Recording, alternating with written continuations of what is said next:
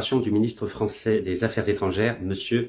Jean-Noël Barrot, au sujet des accusations portées par l'Algérie concernant d'éventuels attentats perpétrés dans notre pays. Et connaître évidemment au sujet de la participation des services de renseignement français à des projets visant à déstabiliser l'Algérie. Qu'est-ce que vous répondez à l'autorité algérienne? Que ce sont des accusations infondées et fantaisistes, que j'ai évidemment eu notre ambassadeur au téléphone pour lui assurer de notre soutien, et que s'agissant de notre relation avec l'Algérie, nous avons même écrit en 2022, le président Tebboune, le président Macron, une feuille de route qui projette la relation entre nos deux pays sur l'avenir. Et nous souhaitons que cette relation, c'est l'intérêt de la France et de l'Algérie, puisse se poursuivre. Mais vous confirmez cette convocation, vous en étiez informé? Absolument. D'accord, et vous la contestez? Donc, le ministre français des Affaires étrangères, M. Jean-Noël Barrot, qui a étudié les sciences politiques à l'Institut d'études politiques de Paris, qui est le fils d'un grand ministre français, M. Jacques Barrot, qui était à la fois député, ministre et séminariste, car il a fait la guerre d'Algérie.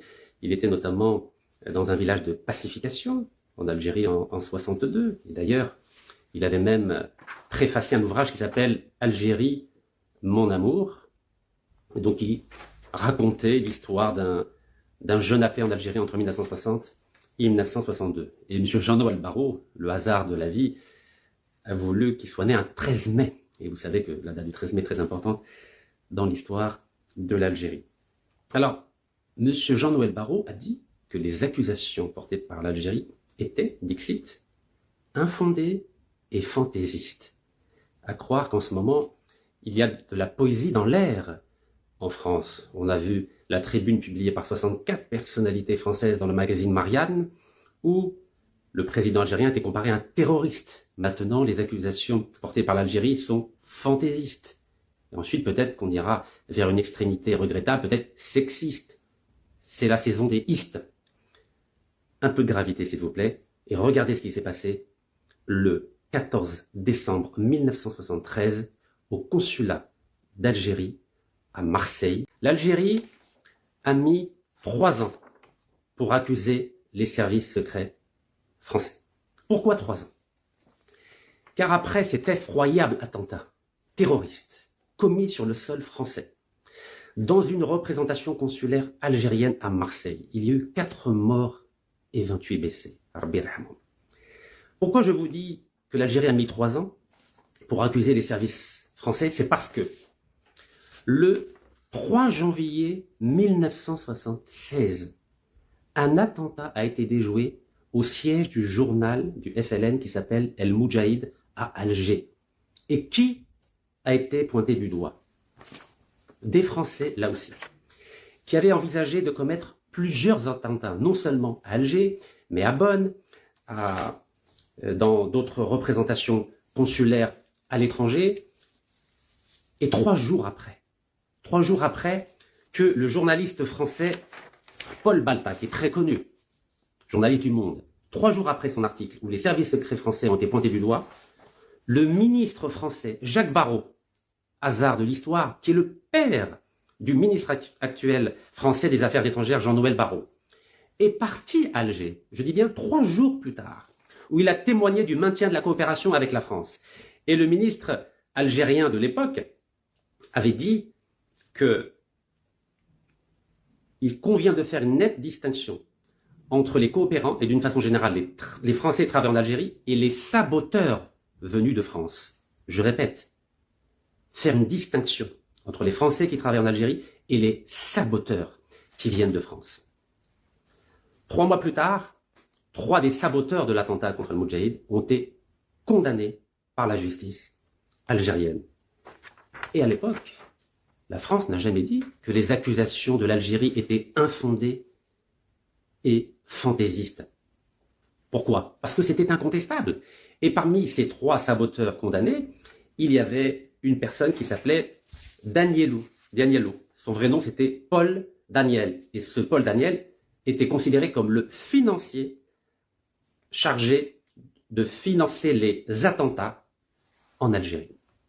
Donc on est loin d'accusations fantaisistes. C'est ce qui s'est passé en Algérie, aussi bien lors de l'attentat meurtrier, l'attentat terroriste contre le consulat d'Algérie à Marseille qui a fait 4 morts et 28 blessés, qu'au niveau de l'attentat perpétré devant le siège du journal algérien El Moudjahid. Et donc, à l'époque, M. Jacques Barrot, ministre français et père de l'actuel ministre des Affaires étrangères, savait mesurer ses paroles. On ne dit pas n'importe quoi lorsqu'on est ministre des Affaires étrangères. On doit maîtriser à la fois son sang-froid et surveiller les adjectifs qu'on utilise. Autant quand des intellectuels considèrent le président algérien comme un éventuel terroriste, cela n'engage pas le gouvernement français, mais lorsqu'il s'agit d'un ministre français des Affaires étrangères en exercice, on doit faire très attention aux mots que l'on utilise. Alors j'invite le ministre français des Affaires étrangères à lire un ouvrage très important du professeur au Collège de France, M. Henri Laurence, qui était mon professeur, et qui s'appelle « Français et Arabes depuis 2 siècles, la chose franco-arabe ». Car Henri Laurence fait une distinction très importante entre les relations qu'entretient la France avec des pays comme le Maroc et la Tunisie, qui sont des rapports d'association, avec les rapports que l'Algérie entretient avec l'Algérie, qui sont une relation d'assimilation. Et en lisant cet ouvrage-là, je crois que l'actuel ministre des Affaires étrangères sera beaucoup plus prudent à l'avenir lorsqu'il portera un jugement sur des accusations portées par un gouvernement étranger, quel qu'il soit, et en l'occurrence ici, le gouvernement algérien. Car l'histoire de l'Algérie et de la France, elle est émaillée par beaucoup de tragédies, et la tragédie de l'attentat terroriste perpétré au consulat d'Algérie à Marseille le 14 décembre 1973, les Algériens ne l'ont pas oublié, quand bien même aucun média français en parle, et pourtant, il y a quelques jours à peine, c'était le 51e anniversaire de cet attentat terroriste où les services français ont été mis en cause et personne n'a considéré que c'était des accusations infondées ou fantaisistes. Pour finir, et pour donner davantage de gravité aux tensions qu'il y a aujourd'hui entre la France et l'Algérie, j'invite le ministre français des Affaires étrangères à prendre la tâche du procureur général, procureur de la République du tribunal de Créteil, M. Stéphane Ardouin, ainsi que le doyen des juges d'instruction à la Cour d'appel de Paris, M. Cyril Pacaud, au sujet de 2 plaintes qui ont été adressées à ces hauts personnages de la magistrature française. Et je l'invite aussi à prendre la tâche du tribunal d'Alger, où une 3e plainte a été déposée par mon avocat maître Abdelkader Chohra. Je l'invite à prendre connaissance de la teneur de ces plaintes. Comme vous avez pu le constater, je n'en ai pas parlé pour le moment. Mais si à l'avenir, les choses devaient prendre une tournure déplorable dans les relations entre la France et l'Algérie, je me réserve le droit d'en parler davantage et d'apporter à l'opinion publique algérienne et française des éléments d'appréciation qui, je l'espère, amèneront les responsables politiques français à un peu plus de retenue lorsqu'il s'agit d'accusations aussi graves qui portent atteinte à la sûreté de l'État et à la sécurité des personnes.